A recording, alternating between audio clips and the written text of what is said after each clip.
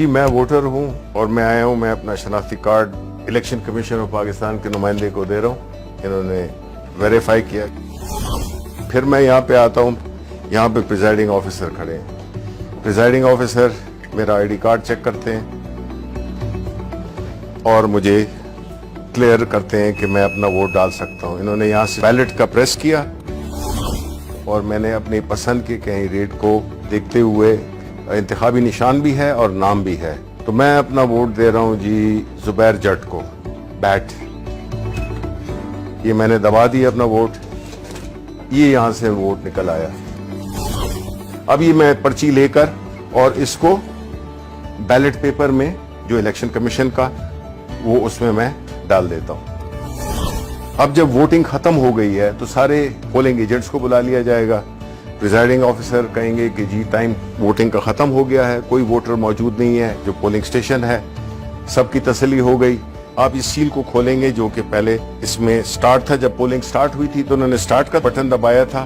اب یہ کلوز کا بٹن دبائیں گے. اب پولنگ بالکل بند ہو گئی. اب اگر یہ بھی کرنا چاہیں, سٹارٹ کا بٹن بھی دبانا چاہیں دوبارہ, تو یہ نہیں کر سکتے. اب کنسولیڈیٹڈ ریزلٹس چاہیے تو پریزائڈنگ آفیسر پھر آپ دبائیں ریزلٹس. یہ ریزلٹس میں اور یہ آپ کی اسی وقت آپ کے پاس پورا جو بھی کینڈیڈیٹس تھے. یہاں پہ چونکہ زبیر جٹ کو ایک ووٹ پڑا تھا تو صرف ان کے آگے ایک ووٹ لکھا ہوا ہے, باقی کسی کا کوئی ووٹ نہیں تھا.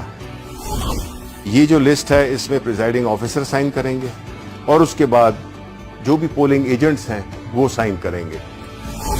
ہم نے پھر ایک اپلیکیشن ڈیولپ کی ہے جس میں کہ جو کیو آر کوڈ ہے اس کو جو پریزائڈنگ آفیسر ہے اس کے پاس اس کی اپلیکیشن ہوگی, وہ اس کو سکین کرے گا. اب کسی اور عام فون پہ کریں آپ. اب یہ ہے جو اپلیکیشن کے ساتھ ہے, وہ جو ہی کیا ہے آپ نے دیکھ لیں کہ وہی ریزلٹ جو کہ اس کے ہیں وہی ریزلٹ آئے ہیں. اس کو ہم نے ریلے کرنا ہے واپس الیکشن کمیشن آف پاکستان کے ہیڈ کوارٹر کو.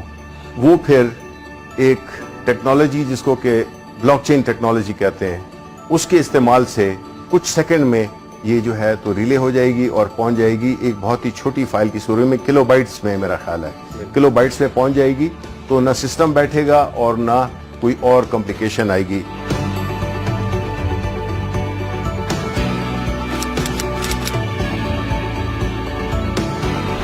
اگر کوئی یہ کوشش بھی کرے کہ وہ اسی طرح کا ووٹ پہلے تو چھپوا نہیں سکتا, لیکن اگر چھپوا بھی لے تو وہ ووٹ اس لیے کاؤنٹ آؤٹ ہوگا کیونکہ ہر ووٹ کے اوپر ایک بار کوڈ ہے.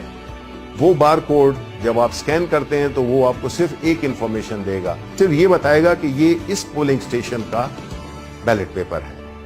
تو ہمیں جب پوسٹ آڈٹ الیکشن کسی کو اعتراض ہو سکتا ہے تو تب بھی یہ انفارمیشن کے ٹائم اور جو پولنگ اسٹیشن ہے صرف اس کی انفارمیشن ہوگی جو کہ سب کو دکھائی بھی جا سکتی ہے. بلاک چین ٹیکنالوجی کا جو بنیادی کانسیپٹ ہے وہ یہی ہے کہ اس کو چونکہ ملٹیپل اس کی لیجرز ہوتے ہیں تو اس کو کوئی چینج نہیں کر سکے گا, آلٹر نہیں کر سکے گا. تو اس لیے جو مسئلہ تھا آر ٹی ایس کا جس کی وجہ سے اس کو اس پورے عمل کو ایک بدنامی کا سامنا کرنا پڑا, اس کا حل بھی ہم نے نکال دیا ہے. جب ایک ووٹ ڈل جائے تو یہ مشین ڈی ایکٹیویٹ ہو جاتی ہے اور جب تک کہ بیلٹ کا بٹن نہ دبائیں پریزائڈنگ آفیسر وہ جو اجازت تھی وہ ایک ہی ووٹ کے لیے تھی.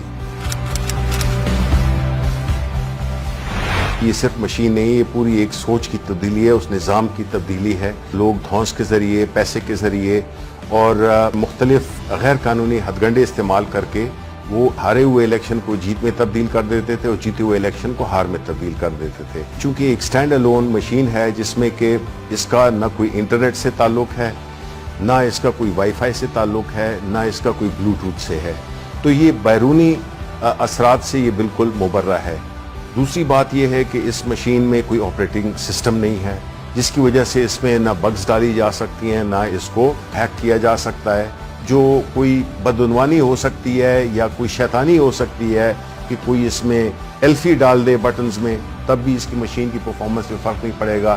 کوئی کیل لگانے کی کوشش کرے تو بھی نہیں ہوگا، پن لگانے کی، پانی پھینکنے کی، کوئی اور لیکوڈ پھینکنے کی، اس کی پرفارمنس کو بالکل افیکٹ نہیں کر سکتا۔